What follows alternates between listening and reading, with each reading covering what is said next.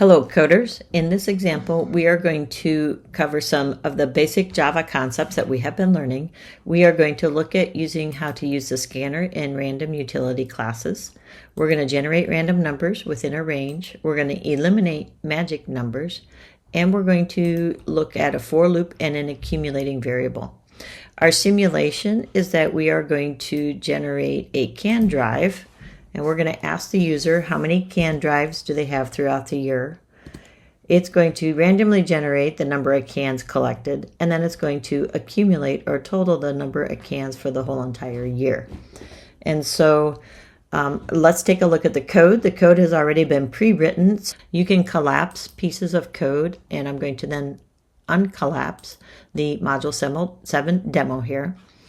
Whenever we use these utility classes, scanner and random, we have to make objects of them. And so the first thing that we have to do is let the compiler know that we're using those classes by using those import statements. So those will have to be in your program if you use the scanner and or you use the random class. If I do or use these, I like to declare them right away at the beginning of my program after our main method has been declared. And I have in class, I have used SCNR, I have used in, or I have used input. This scanner object can be named whatever you want, but it is typically named something that is kind of descriptive so that we know that it's a scanner. I'm going to leave it with SCNR for scanner because sometimes it gets, if I use in like I have done before, sometimes we confuse it with the in that is here in the system.in. System.in means that it's waiting for input from the input stream from the system, which is your keyboard. That's an oversimplification, but that's kind of what it's doing. And so that has to be system.in, and that cannot change. That when you create a scanner object, it always has to be like that. And then we have the random object that we're going to use. And again, this is a variable name here. You can name that whatever you want, but we want to try to name it something descriptively. And so I just named it rand. We have 3 variables that we are using so far in this program. The first one is going to be generated with user input, meaning we're going to ask the user for input and use our scanner. The second one is going to the cans per drive is going to be randomly generated within a loop, and then we're going to accumulate the total number of cans over time. So please notice that the variables are named descriptively. Please notice that they're named with lowercase starting at the beginning and then uppercase on subsequent words. That's called camel casing, and we like to use that in Java and many other programming languages. We have a little output statement that designates what this program is doing. It's a CAN drive data. And then we have our input statement where we ask the user for the number of cans. So this is called a prompt. Whenever you get user input, you always want to have a prompt. And then we are inputting an integer. So we're going to use the scanner class method next int. So as you are working on learning Java, you're going to also have to learn how to search for and get help on all these different things that we're trying to learn. So we've provided resources in the class, we've provided links in the class, but also learning how to search and find resources on your own is going to be an important skill as a coder. So in this particular example, I know I'm using the scanner. I know I'm working in Java. I know I want to use a method. The reason that I know it's a method is that it has parentheses here. But again, maybe I wouldn't know that. But if I were to do a Google search or just search for scanner and Java and then methods, there's some different options that show up. W3 Schools often shows up, and they do have a very, very nice summary, and I'm sure that we've included this as a link in our course, but these are the most common methods used for the scanner class. And so as you're learning coding, use the context clues within your environment, like I'm working with a scanner, I know I want to input an integer, and I know it's Java. You could use those as keywords in your search to try to find some of those methods. Also, go back and actually use your Canvas course, and all of the links and all of the resources that are in our course would be another thing, is what I would recommend. All right.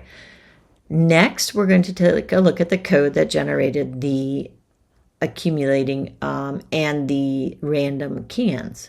So the next few lines in our code are a for loop. And please notice the indentation. Every structure, this is a for loop. It's a structure in Java. It's a looping structure. All of the code inside the for loop is indented and aligned. Our for loop here also starts counting at 0. We're going to less than the number of can drives because we had 3 can drives. So if I count 0, 1, 2, that's my 3 can drives. And then I increment that variable by 1 with count plus plus. We generate a random, I just generated a random number for the sake of using a random number here, and also to show you a couple of things. So I'm generating a random number in a range from 100 to 1200 to simulate this can drive. And that's how, when we run the program, you see we're going to say that there are 3 can drives, and then it runs 3 times. Now we have a couple of things going on. You can see it generates random numbers here, but you also see it saying drive 0 when it's the first drive, and drive 1 when it's the second drive, and etc. So we want to clean that code up. We want it to be more user-friendly. And so to make that more user-friendly, in our for loop, we can do the initialization. Remember that your for loop has the initialization part of a loop here. Then we will have to change our guard, our loop guard, which is the statement that determines if the loop gets executed, to a less than or equal to. Our count variable doesn't have to change. Next, we are going to eliminate magic numbers in our code. On line 27, we have these randomly chosen values here that I chose. And we don't know what they represent. We don't have a context for what they are besides what I told you, okay? And so it is a good practice when we have something like this in our code where we have a number that is not descriptive. We call this a magic number because we don't know what it is. It's best to replace it with a variable. And many times those are constants variables. And so I'm going to replace those values with constants variables min and max. That allows our code to be easier to read, and it makes our code easier to debug. So to make it a constant, we use the keyword final, and I'm just going to set max, and to be a little bit more aligned with this demo, we'll say 1 because that's the minimum number of cans that we would potentially collect. I need to make that min, not max. And then our max, let's just say the vehicle that we have can only hold 4,000 cans, so the maximum number of cans would be 4,000. And now I have descriptive variables in place of those hard-coded values, which were considered magic numbers.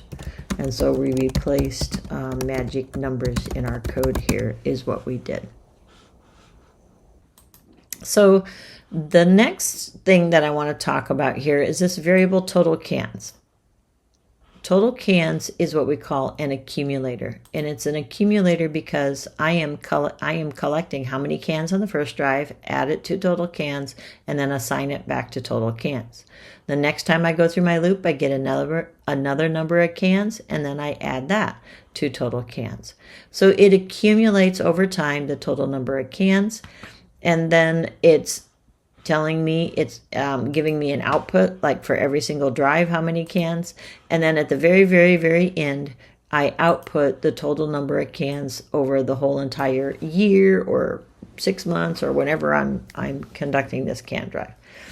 So that is what we call an accumulating variable because it accumulates by differing amounts every time.